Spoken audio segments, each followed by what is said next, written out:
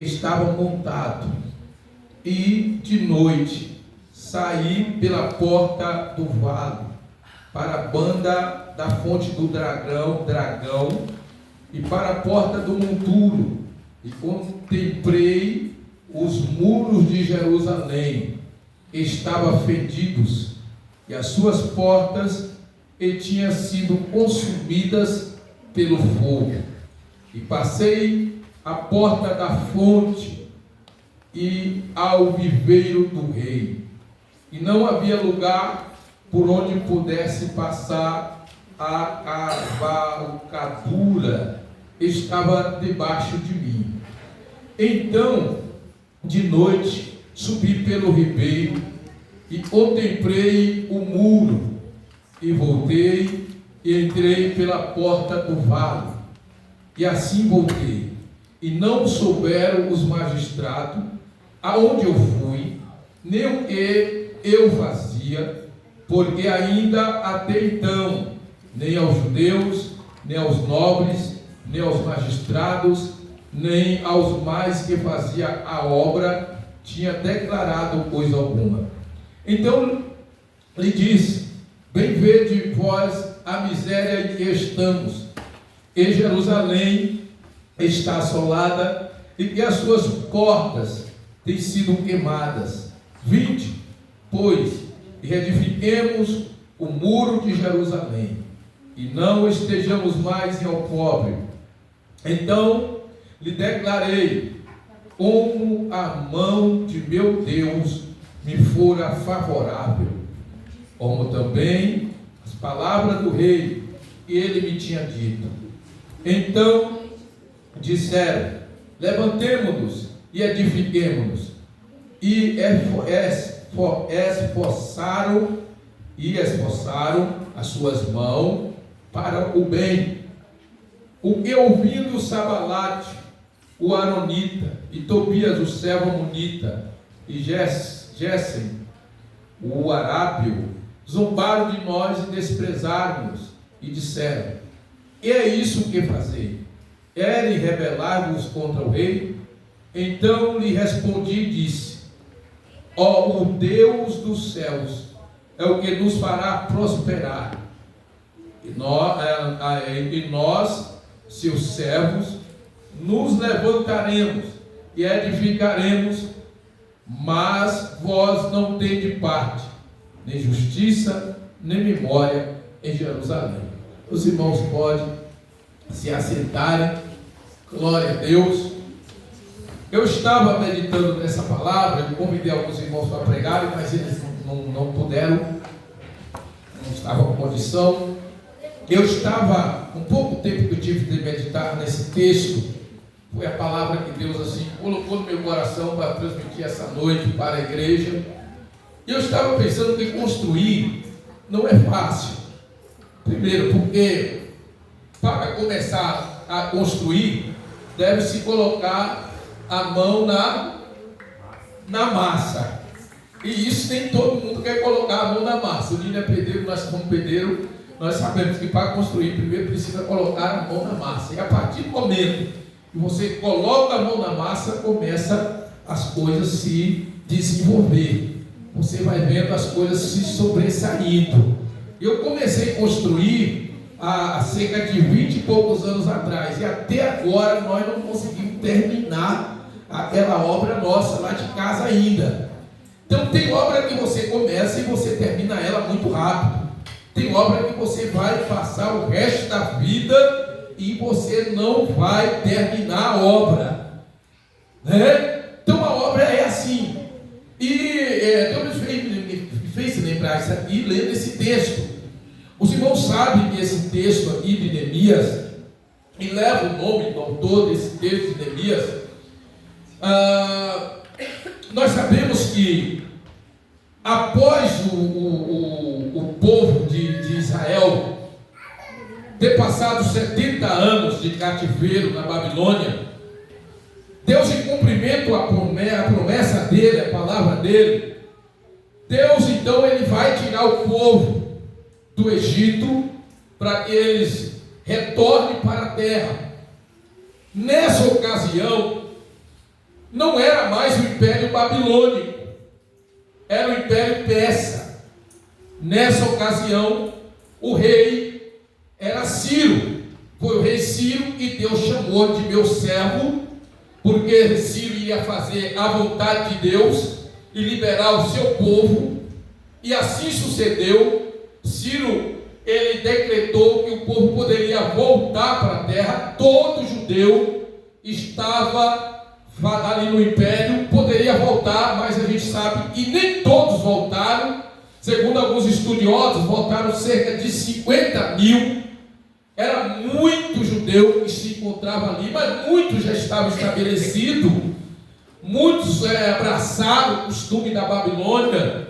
Muitos, por estar ali, por ter nascido ali, não quiseram sair dali, ficaram ali. Então voltaram poucos judeus para a terra. Para os irmãos terem uma ideia, esse livro de Neemias, o livro de Esdras, o livro de Esther, os fatos aconteceram praticamente na mesma época, no mesmo império, né? Então muitos deles retornaram para a terra, como Esdras, né? Uma leva de pessoas saiu com Zorobabel e Jesuá, né? E depois com Esdras. Eles então iniciaram a construção do templo lá em Esdras. Os irmãos vão ver, e no capítulo 1 de Esdras é onde a Bíblia vai falar acerca do rei que libera Esdras. Ele sai com o povo, vai para Jerusalém. Eles começam a iniciar a construção do templo, porque toda a construção dá trabalho, irmão. Até nós que somos pessoas, nós estamos em processo. Nós estamos em um processo. Ninguém é perfeito. Todos nós estamos passando por processo. Uns estão no processo mais demorado, vai ser mais demorado. Enfim, todos, irmão, o processo só vai terminar por completo quando Jesus vier. Até então, todos nós estaremos passando pelo processo de aperfeiçoamento. O Espírito Santo de Deus vai trabalhando em nós, vai lapidando a nossa vida, vai nos transformando a cada dia, né? Então, todos nós estamos num processo de construção. Glória a Deus, louvado seja o nome do Senhor. Eles então inicia a construção do templo. Os inimigos surgem e começam a trabalhar contra a construção do templo. O templo para, e durante muitos anos o templo fica parado, a construção do templo. Depois retorna de novo a construção do templo, e eles terminam construindo o templo.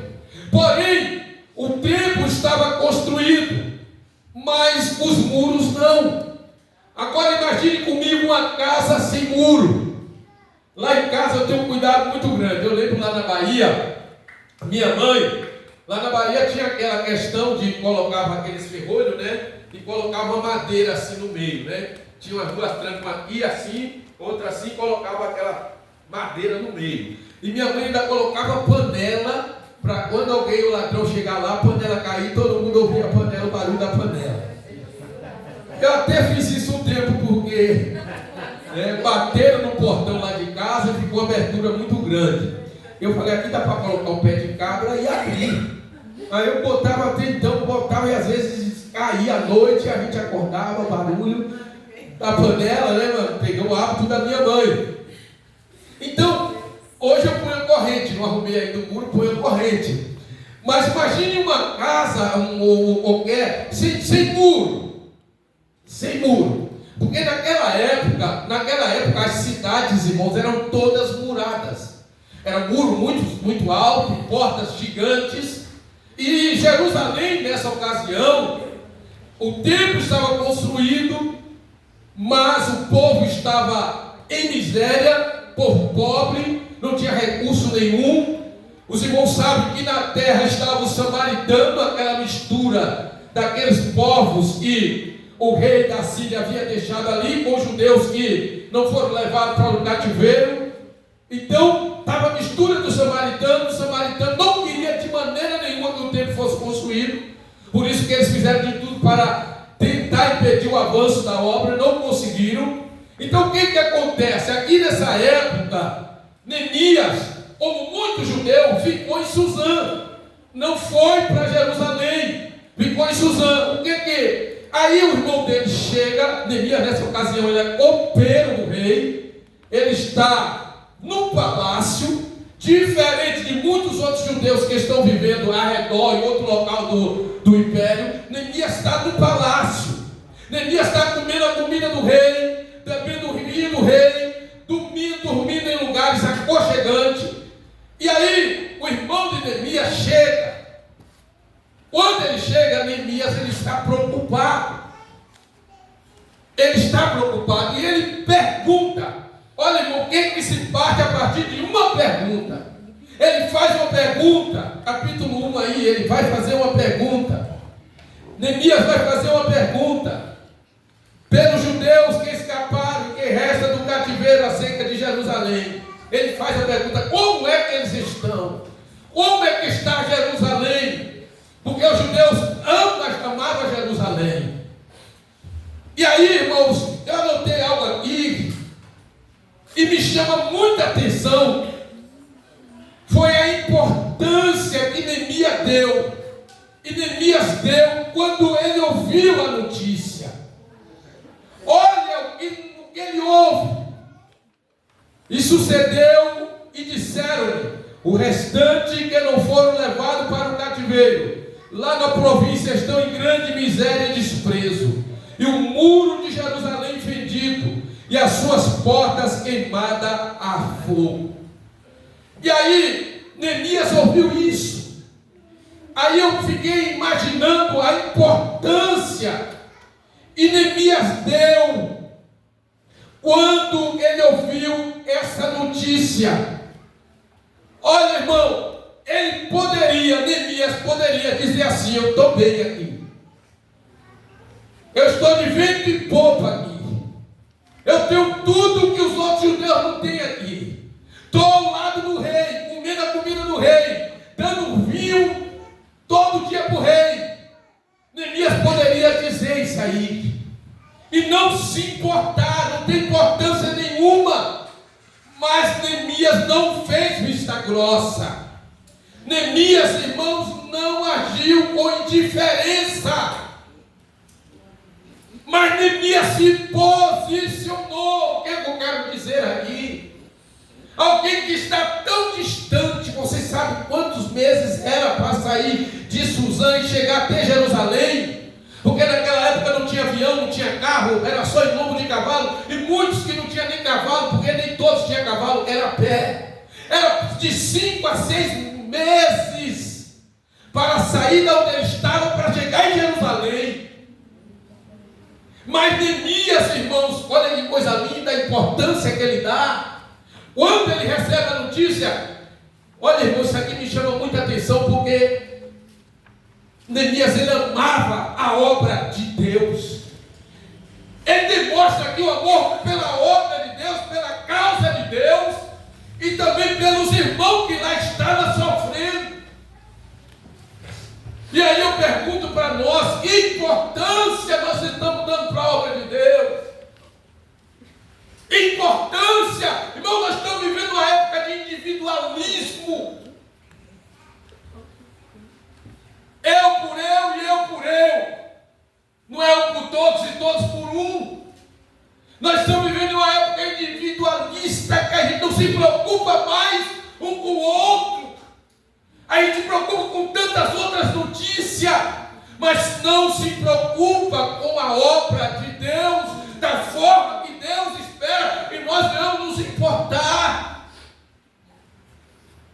É uma realidade que nós estamos vivendo. E a obra de Deus está em uma carência muito grande. Por isso que Jesus disse: e a seara é grande, mas poucos são os ceifeiros. Mas rogai ao Senhor da seara e envie ceifeiro para a sua seara. Nós temos uma grande dívida para com Deus. Nós temos uma grande dívida para com Deus e ela é impagável. A única coisa que nós podemos fazer é ser voluntário e dizer: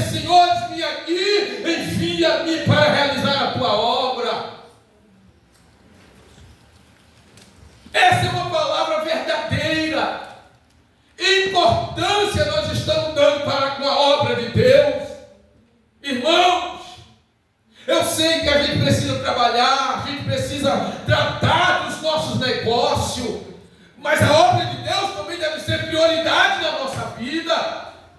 Devemos priorizar a obra de Deus. Lembra de Jesus quando ele teve aquele encontro com a mulher samaritana, e os discípulos não estavam no momento, depois eles chegaram e disseram: Rabi, come. Ele disse: uma comida tenho para comer que vocês não conhecem. Então os discípulos diziam uns aos outros: trouxe porventura alguma coisa de comer? Jesus disse: a minha comida é fazer a vontade daquele que me enviou e realizar a sua obra. Esse aqui é o mestre, irmão, Jesus, o Deus encarnado. Ele veio à terra e não negociou a obra do Pai, mas foi fiel. E aí ele diz assim: olha, uma coisa tenho para comer que vocês não sabem.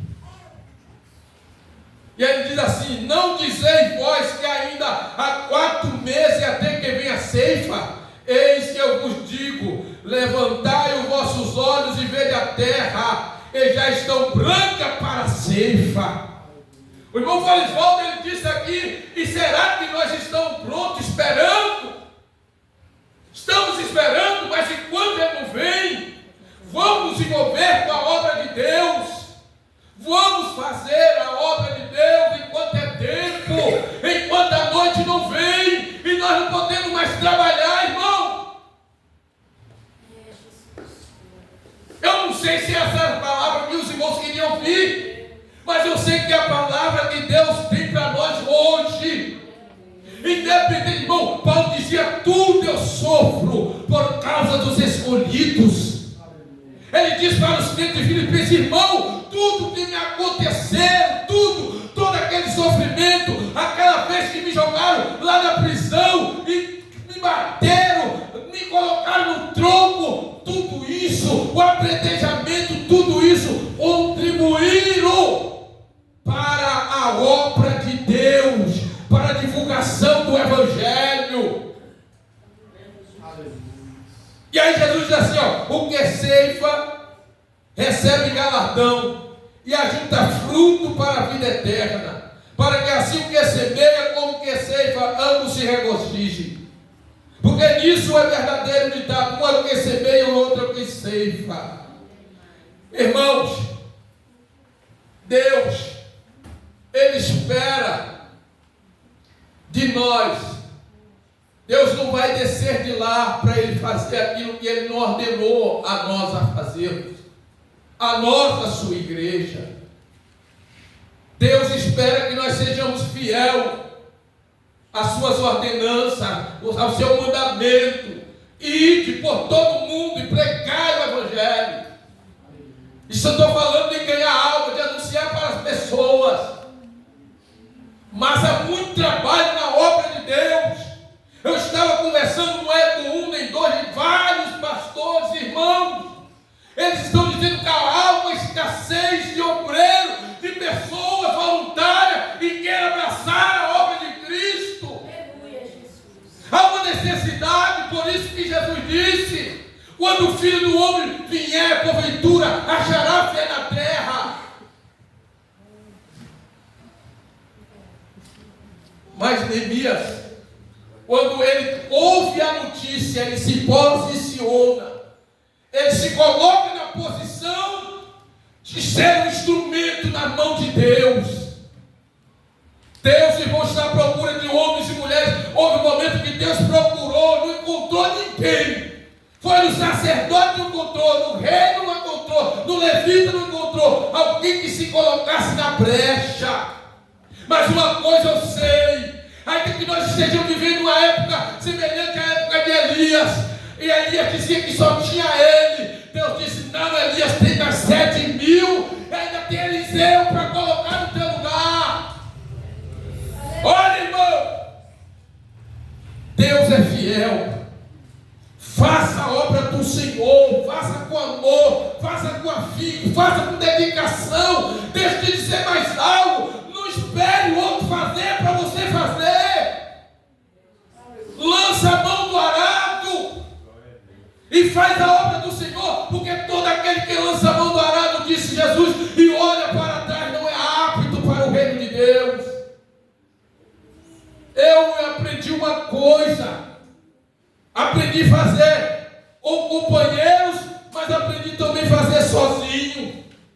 Para que eu seja fiel ao Senhor em todo o tempo e não esteja na dependência de ninguém para fazer a obra de Deus. Tem dia que me dá vontade, que isso é graça. Não é porque eu posso, mas isso é graça de Deus. Tem dia que o Senhor, o Espírito Santo me inquieta dentro de casa. Eu pego a minha Bíblia, um punhado de folheto e saio pela favela, porque eu sei e eu tenho esse dever e essa obrigação de honrar o meu chamado. Não é porque eu sou pastor. Neemias se posiciona, irmão. Ele nos dá um exemplo de dedicação na obra de Deus. Olha o que ele diz: e sucedeu que, ouvindo eu estas palavras, assentei-me e chorei e lamentei por alguns dias, e estive jejuando e orando perante o Deus do céu. Olha, irmão, muitos meses ele orou. Não foi um dia, não foi 10 dias, não foi 30 dias, foi cerca de 4 meses orando até comparecer na presença do rei. E o que ele compareceu na presença do rei, e o rei viu que o semblante dele estava triste. Triste por causa da situação de Jerusalém, por causa da situação das pessoas que lá estavam. Deus moveu o coração de Neemias, irmão. Quando o Espírito Santo começar a mover o teu coração, não se detenha. Quando Deus começar a mover você para fazer algo para Ele, irmão, não se detenha, se levanta e faça, porque Deus será contigo, a boa mão de Deus estará sobre a sua vida. Aleluia, aleluia, louvado seja o nome do Senhor. E o interessante é que ele não só ora por ele não só ora pelo povo, ele ora por ele. Neemias, irmãos, era um homem de oração. Tudo que ele fazia era de oração. Através da oração ele apresentava a Deus. E a Bíblia vai dizer que a boa mão de Deus era com ele. Tocou no coração do rei. O rei deu carta para Neemias, deu soldados para acompanhar Neemias. A passagem estava livre. Aleluia, glória a Deus. Ele se colocou na posição, Deus honrou e Deus preparou tudo. E Neemias foi para Jerusalém, lá chegou. E aí, você vai ver, nós vamos ver, e Deus pôs algo no coração de Neemias. Olha o versículo, depois de tanto ele orar, Deus colocou algo no coração dele. Olha o versículo 12. E de noite me levantei, eu e poucos homens comigo, e não declarei a ninguém o que meu Deus me pôs no oração para fazer em Jerusalém. Irmão, tem coisa que Deus colocou no coração do crente que é só para ele e Deus, e ele não deve revelar enquanto Deus não der ordem para ele falar.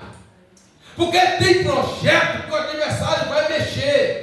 Ele vai tentar impedir com que se concretize. Uma das coisas que o diabo não quer é que a obra de Deus seja realizada. E se nós não atentarmos para isso, irmão, porque o diabo ele vem para matar, roubar e destruir. Essa é uma da função dele. Glória a Deus. E ele não falou para ninguém, não levou qualquer um com ele, só alguns homens, e ele começou a vistoriar o muro ao redor da cidade, para ver como é que estava o muro, a situação do muro. E a Bíblia vai dizer assim, ó: e não souberam os magistrados aonde eu fui, nem o que eu fazia, porque ainda até então nem os judeus, nem os nobres, nem os magistrados, nem os mais que faziam a obra, tinha declarado coisa alguma. Então ele disse: bem vede vós a miséria em que estamos em Jerusalém. Aí ele reuniu, falou de tudo que, a situação que estava em Jerusalém, e aí agora ele chama o povo, convoca o povo para ir trabalhar, para ir levantar o muro, porque o muro, irmãos, serve de proteção. O muro, ele serve de proteção, trazido para a nossa vida.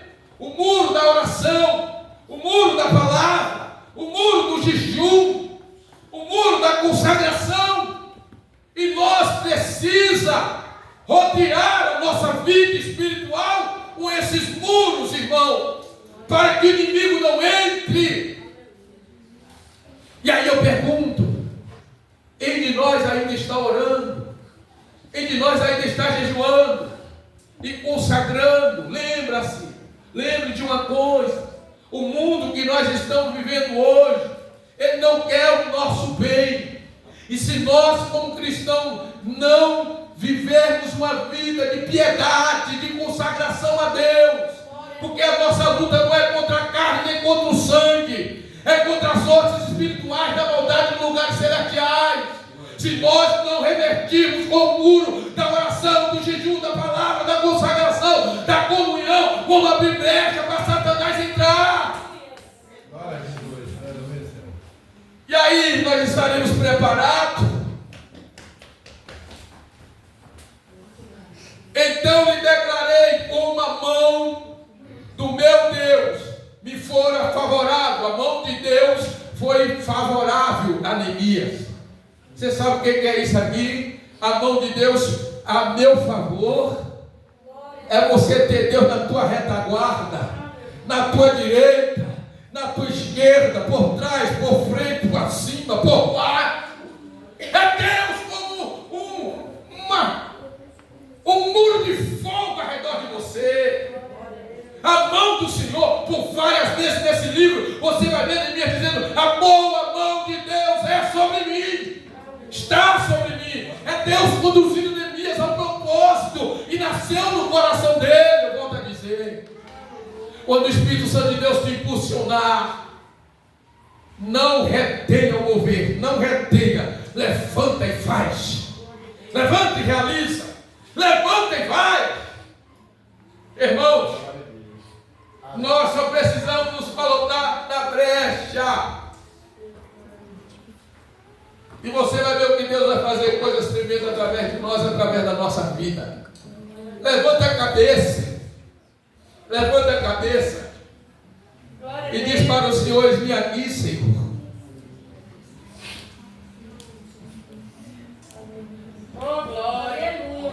É isso que Deus quer. Vê crente que levanta a cabeça e se comprometa com o reino. Se comprometa a ser um instrumento na mão de Deus, porque ninguém quer mais ser. Mas eu sei que há um remanescente fiel. Eu sei que há dentro do coração dos irmãos uma chama, um desejo. Só falta você se posicionar. Glória a Deus. Olha, irmão, nada é perfeito. Só Deus é perfeito. Mas a partir do momento que você se posiciona para fazer algo para Deus, você se dedica, a Deus aperfeiçoa. Deus capacita. Deus capacita. Deus faz coisas grandes através de um crente que se dispõe a se dispor à vontade dele. Deus faz coisas grandes quando você, irmãos, glória a Deus. Isso é para a glória de Deus. Mas Deus tem preparado sempre, irmão, pessoas para me pregar a palavra. Eu falo a respeito de pregar a palavra, estou bem ajudar, mas principalmente os moradores aonde eu trabalho. Deus está abrindo porta para me pregar para eles, falar do amor de Deus para eles. E ainda que tentaram retalhar a realização da construção do muro, mas não conseguiram, porque era uma obra de Deus, irmão. E a obra de Deus nada e ninguém para. A obra de Deus, ela sempre vai avançar, mesmo com dificuldade. A obra vai avançar, não tem jeito. Ela vai para frente. Ela sofre. Ela sofre. Por quê? Porque quanto menos pessoas tiver para trabalhar, mais difícil fica. Mas ela não para. Você já viu que em tempos a obra, ela passa por algumas Isso é necessário. Isso precisa ter, precisa haver.